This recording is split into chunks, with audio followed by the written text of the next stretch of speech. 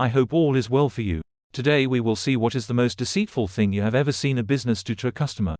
This video is brought to you by Question Response, the channel where you will find the answer to everything. I thank John Faieta, Lee Rutter, L. Pre and Bill Arnold for their answers to this question. We will start with the first of John Faieta. Shortly after graduating from college, I was working as a store manager at one of those tune-up shops that were prevalent at the time, early 90s. I had about 3 guys working for me that were decent mechanics, but if anything got too big we would just send it to the dealership. I had one day off a week, Sunday, in which my head mechanic would run the shop as it was typically a pretty light day. When I drove into the shop on Monday morning, I was surprised to see my regional manager, the district manager, and one other higher up sitting in the parking lot waiting for me to open the store. When I stepped out of my car, the regional manager said he came by the day before on a surprise inspection and saw all 3 of my guys with their shirts untucked and goofing off. So he fired all of them on the spot. I was a bit surprised, and now I was starting to get cars pulling up. So, I asked him what the plan was for the day given I had no mechanics. His response was that the 4 of us would do all the work. My jaw almost hit the floor. Now, mind you, I know my way around a car, but these other 3 couldn't change a spare tire and they were dressed like they were going golfing. They were private equity guys from Texas, not mechanics. If you've ever been to one of these lube and tune places, you know the drill. The customer comes in asking for a tune-up, which back then was about $60 to $80 bucks. That gets you the basics, but if you need anything else it's extra. My store was in Encino, CA, and I had made a name for myself being honest and only recommending what actually was needed. We were pushed hard for sales, but I valued the repeat customer more than a one-time shellacking. The first customer of the day was sweet lady with the typical request needing a tune-up. I asked if she had any issues and she just responded that it was due. For those of you that don't know, even then, there wasn't much that you can do on a tune-up besides changing the plugs. The timing is never off, there are no points to change, and most cars are fuel injected, and even the ones that still had a carburetor back then were sealed and not adjustable. Since this was an easy one, the district manager went and did the tune-up. This means he just changed the plugs. When I went out to talk to another customer, I turned around and he was talking to the sweet lady with the car he was working on. He came back about 5 minutes later with a big smile and told me he had just sold her cap, rotor, wires, carburetor rebuild, and an oil additive. I said, "This car has less than 50k miles, it doesn't need any of that." He just threw the clipboard to me and told me I should be taking notes.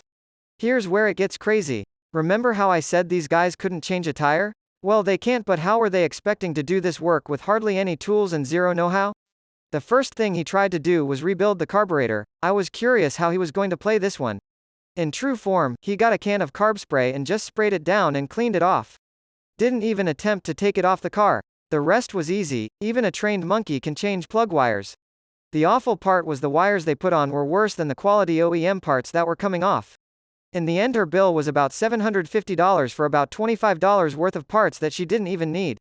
I couldn't believe it when he was ringing her up. If I had any other job at the time I would have walked out, but I was living paycheck to paycheck and knew I needed time to find a new job. I ended up quitting about a month later after I did find something, but before I did I put in an anonymous call to that lady to take her car into a reputable garage and show them the receipt to verify the work. I don't know if she ever did, but luckily the company went out of business a couple years later. We continue with Lee Rutter's answer. There are a lot of house flippers and some set up elaborate investment companies, and then they hire people who have houses on the market to try to snatch the house up, flip it, and make a hefty profit. Well, the agreement is that they will buy your house within 30 days from the offer, but there was a line on the agreement that said, could take longer, depending on circumstances, but that wasn't spelled out what those circumstances were. I had moved out of the home 4 months prior and rented the home out to some trusted Christians who only paid 1 month's rent and failed to pay the next 3 months. In the meantime, I don't have the funds to pay the current mortgage and my own rent, but I tried as hard as I could and ended up being a couple months behind and was needing to sell the house. I owed $58,000 on the house and the house was worth $65,000 because it was literally falling apart. AC system needed replacing. Back porch was cratered. Kitchen was a horrendous mess. Yard was not well taken care of. I estimated $20,000 worth of repairs just to make it livable, and I was willing to take $60,000 at the time. I put the house up for sale and got a lot of responses, but most of the people asked stupid questions and I didn't feel like entertaining them. But one guy showed up and said he would be my agent and he could get $120,000 to $140,000 for the home. Yeah, without putting in work. Not gonna happen. And then another dude showed up and was really interested, and so he examined every square inch of the home and yard and threw an estimate of $72,000. I accepted, but then my neighbor offered $78,000, so I was able to negotiate with the original one to make the offer, and he upped it to $78,000 and we signed an agreement, and he was going to put a deposit in escrow for good faith. As stated above, the agreement did say he would buy within 30 days. I kept calling every week to find out the closing date and he kept putting me off. I was getting further behind on my mortgage and I had to do something and was willing to go back to my neighbor. Finally on the 30th day, I contacted him and said 30 days is up. He told me that he had a hard time finding investors. I told him that at no time did he ever say an investor was involved. I told him the deal is off and hung up. He called back 5 minutes later and said that his boss was going to go and put a buyer's lien on my home and I won't be able to sell it to anyone. I laughed so hard and I said, I called to see if you had put a deposit into escrow and you had not, and he responded that he did and he asked when did I call to verify and I said, 15 minutes before I called you, and he was speechless. He hung up and contacted his boss, called me back and said, the boss's wife is heading to the title company now to put the deposit down. My boss wants to buy your house. I told him, it's too late, your boss doesn't have an investor. I want my house sold and he can't buy it. The gentleman said, my boss. We can continue with El Pre's answer. Back in the day I used to be a mobile loan closer. I got into it because my office mate at the time had just started a business, and once I checked into it, I found it was a legitimate thing, and all I needed was a notary. I did it for I think 2.5 years. It was good money up until gasoline went to $4.80 a gallon. Prior to that, my gas costs were 1/3 the paycheck I received, but after that it became 50% plus, and was no longer worth my time, as I got all the outstate and out-of-state closings because my handlers knew I loved me a road trip.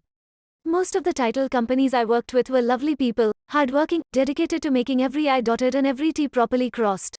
As a side note, if your closing is ever not on time, the title company will be blamed 98% of the time, and 99% of those times it isn't actually their fault.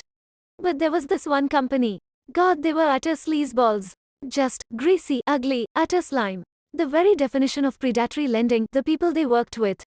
I think I did a dozen, honestly, it could have been more, of their loan closings before I finally went to my office mate, a co-owner of the mobile closing company, and told him I never wanted another one of their closings, or consider me quit on the spot. From my experience, a typical loan title of theirs would be something like, you are an elderly and or mentally disabled person. Let's say you receive $550 a month. Your loan, usually due to the magic of 2-year balloon arm after 2-year balloon arm, for probably well over a decade, essentially amounts to $1,000 to $2,500 per month if you want to pay it before it balloons again in 48 months, thus adding on another $3,000 to $7,000 in new closing fees. Read, 2 years are up, the mortgage has ballooned, and now you need to refinance again, just to keep living in your home.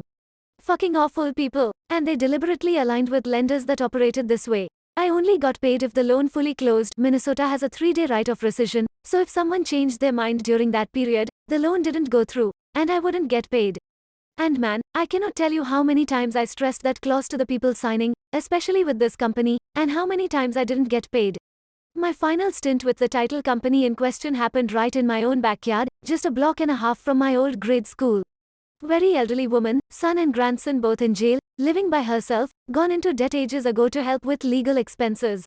And this loan I'd been tasked to witness her sign. It was wild. I didn't even get through page 5 before I stopped, asked for a moment and read the rest of the mortgage. And then I put down the papers and told her she couldn't sign it. This was a bad loan. She could not sign it. And she tells me she has to. Her coming due loan was coming due in less than a week. I swear I think she said 2 days, but I can't recall exactly. And I spent over an hour talking to her, trying to talk her out of it. I was trying to convince her call Pilot City, though I think by that time they were North Point. Honestly not sure. A lot of us called it Pilot City long after it became North Point. At one point she asked about me. I don't know if she just knew, or if someone had told her I get paid based in the loan closing, but I recall telling her several times, you don't worry about me, I'm fine. I don't remember if I said it out loud, but my whole protectiveness was that outside of the fact it was a wild loan, north siders stick together. The worst thing is not knowing ultimately what happened, but I will say, I'm pretty certain I didn't get paid for that loan, which pleases me in that it was a truly wild loan agreement for her, but I also don't know if she managed to find an alternate. I really hope so. And you know what kills me? That title company contacted me after I retired from loan closing to see if I would freelance for them. They liked my work, which makes me feel slimy and awful to this day. The next answer is from Bill Arnold. An elderly neighbor lived with her son in her house. Son lived his own life, never bothering to talk to or look out for mom's welfare, except when he would demand and take large sums of money from his mother. She never said a word. We found out when we drove past her beautiful, practically brand new car sitting at the local dealership, with a sale sign on the windshield. And we watched her driving a little piece of junk one morning. After asking, she shared, she had wanted her car serviced at the dealership, and they made a big deal over her car, and offered her a deal. They would buy her car from her and sell her another car, which is exactly what took place. But, what the dealership did to this sweet old lady made my blood boil. Using base K Blue Book, she was paid $10,000 less than the car was worth, and charged $12,000 above the price that the car they sold her was worth. She was out over $20,000.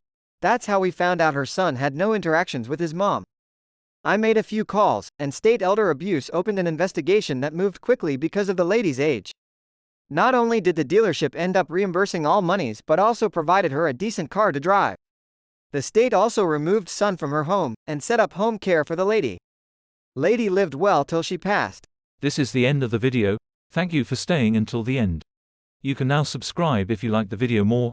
Remember to also leave a like, it helps for the referencing on YouTube. Here is the end of the video.